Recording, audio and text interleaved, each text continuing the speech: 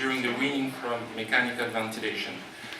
So a few words about delirium in general in the ICU. You know that the best definition is that driven from the Diagnostic Statistical Manual of Mental Disorders, but it's very difficult to apply in the ICU setting.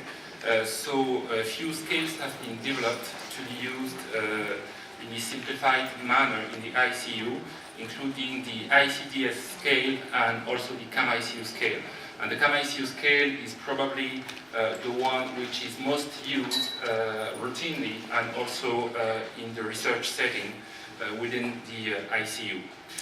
Using that CAM-ICU scale, the prevalence of the delirium in the ICU setting is very high.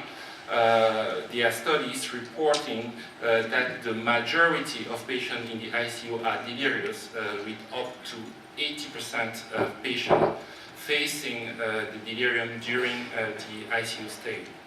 And this delirium is associated with a worse outcome. In this study by Eli in the JAMA, we can see that the mortality of delirious patients is worse as compared to those of patients without delirium. And this worse outcome is not limited to the ICU setting.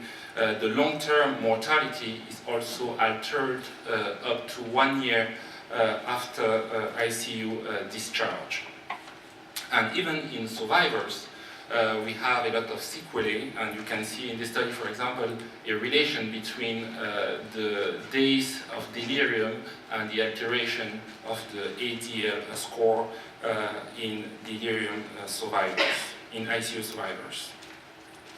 But we must state that all types of delirium are not associated with a worse outcome, especially what is called the rapidly reversible delirium, which is probably end of sedation, is not associated with delirium. And you can see here the red curve here where the prognosis of patients with rapidly reversible delirium is very close to that of patients without delirium during the ICU stay. The pathophysiology of delirium is very complex. There are numerous risk factors. Some of them are associated with the patient status, like the age, pre-existing dementia or hypertension. Others are associated with the course in the ICU, like the patient severity, the use of mechanical ventilation, the occurrence of polytrauma, and also metabolic acidosis. And one of the main risk factors seems to be the way we sedate the patients, with an implication of benzodiazepine and all GABA agonists and the protective effect of other sedatives like dexmedetomidine. Using the risk factors recorded at ICU admission, we can build a scale, a model, the pre-deliric model, to assess the probability of the patient to develop delirium during the ICU stay. But this model is incomplete because there are other factors occurring during the ICU stay which may be involved in delirium. One of them is the alteration of sleep, which is very compromised in quantity and also in quality in all ICU patients. And this sleep alteration is probably in relation with the modification of circadian rhythm, and all those factors are associated with the occurrence of delirium in ICU patients. And you know that melatonin is the main hormone responsible for the biological clock, which probably has a major role in maintaining the circadian rhythm in patients in the ICU. So, do we have data concerning specifically the delirium during ventilation? Yes. Even in patients with non-invasive ventilation, you can see in this study performed in France that the proportion of patients with delirium is very high in those with NIV failure, or the last column, nearly 60%, as compared to those without NIV failure, those with NIV success. And we also know that the occurrence of delirium is associated with a prolongation of hospital length of stay as compared to those with a normal mental status and also a reduction in ventilator-free days. And the prolongation of ventilation in delirious patients may be due to the prolongation of weaning, because weaning represents roughly 1/3 of the time elapsed during mechanical ventilation. Here the white bars, if we compare it to the total time of mechanical ventilation. So we made the hypothesis that delirium could be a problem during weaning from mechanical ventilation, and assessed its prevalence and its outcome. And we also looked at the role of the circadian rhythm. We found that a majority, nearly 2/3 of patients were delirious at the initiation of weaning from mechanical ventilation, and even on the extubation day, you still have nearly 1/4 of patients which are delirious on the extubation day. The risk factors of delirium during this early weaning were very close to those generally found in ICU patients. You can see that the patient severity, like the SOFA score, is associated. The use of continuous sedation also, as the use of midazolam, which is also found usually in studies of delirium in the ICU. When looking at the circadian rhythm that we assessed by measuring melatonin, precisely a metabolite, a urinary metabolite of melatonin called SMT, this metabolite is normally associated with a peak secretion during the end of the night.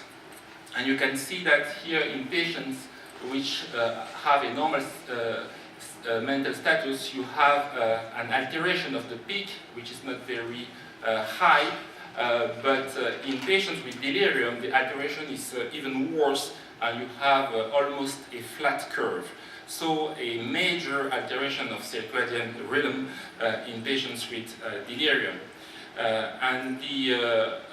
When measuring other parameters of melatonin secretion, like the peak value, the amplitude, the mean value, or the total 24-hour excretion, we found that all those parameters were significantly altered in delirious patients as compared to those with a normal mental status. The occurrence of delirium during weaning was associated with major complications during weaning, including the need for resedation of patients, the occurrence of pneumonia, and the occurrence of ventilator-associated complications, and a global major use of sedatives in these patients which were very agitated. And globally, the probability of being successfully extubated was worse in patients with delirium as compared to those with a normal mental status.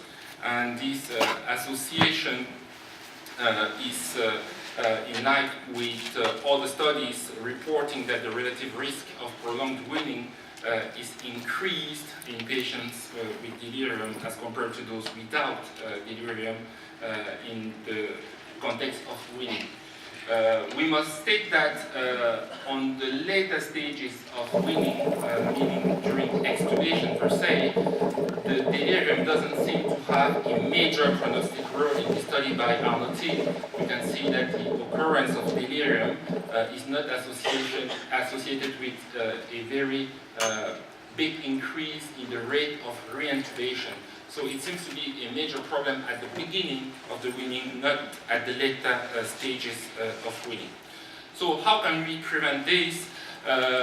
Haloperidol has been used in many studies to try to prevent the delirium, but the results are not very convincing. You can see here that if we measure delirium and coma-free days, it is not obvious that in all studies we can increase those delirium and coma-free days using this drug as compared to the placebo. You have positive studies, but also neutral studies.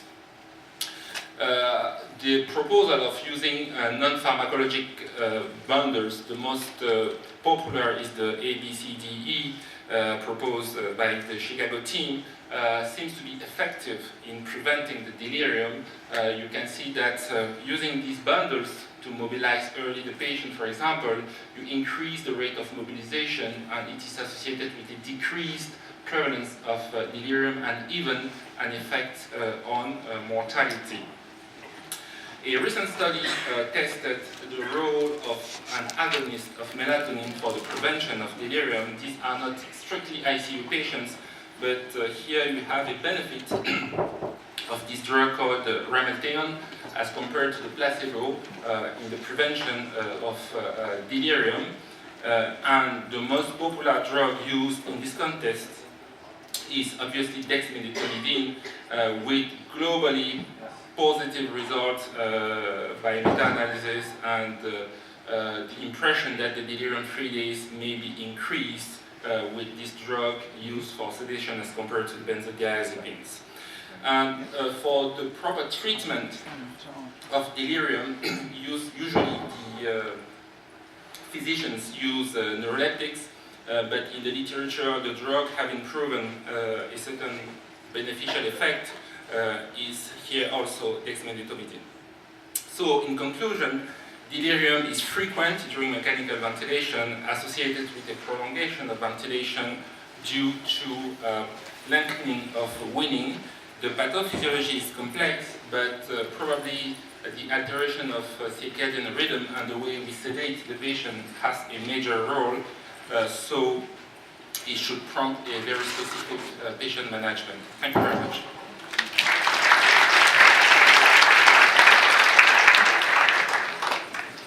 Questions from the audience?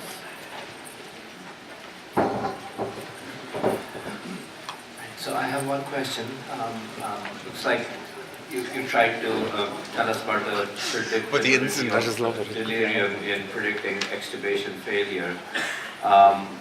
Would you say that hypoactive delirium behaves differently? The traditional agitated delirium, we tend to keep those patients sedated longer, and the tendency is not to extubate them. But